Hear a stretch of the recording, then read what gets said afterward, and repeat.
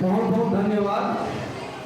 गदगद कंठ से वंदन करता हूँ, गदगद कंठ से वंदन करता हूँ और चरणों की धूलि को चंदन करता हूँ और करके परम पिता परमात्मा की स्तुति मैं आज इस महफिल में सिवाय एक नई पल की तरफ से आप सभी का हार्दिक अभिनंदन करता हूँ, अर्चन करता हूँ।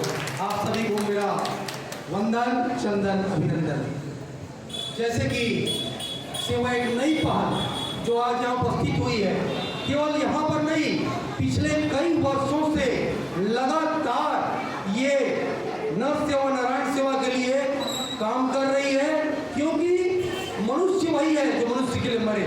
जीवन के जो धर्म होते हैं और धर्म के जो 4 अंग हैं, सत्य, तप, दया, दान, तो दया के रूप में मूलतः ये सेवा एक नई संस्था में जाकर गांव में जाकर प्रति माह सेवा कर रही है और ऑक्सीजन कोरोना काल में अभी तक लगातार जारी है।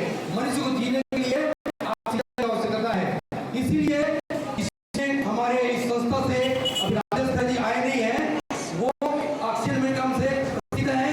हमारी जो उपाध्यक्ष है यानी यद्यपि इसमें कोई ऐसी बात नहीं चलता है, लेकिन एक जानकारी के लिए आदरणीय आहूजा जी, हमारे परम आदरणीय श्री जी के प्यार से हमें आज इस महफिल में जोड़ने का मौका मिला है।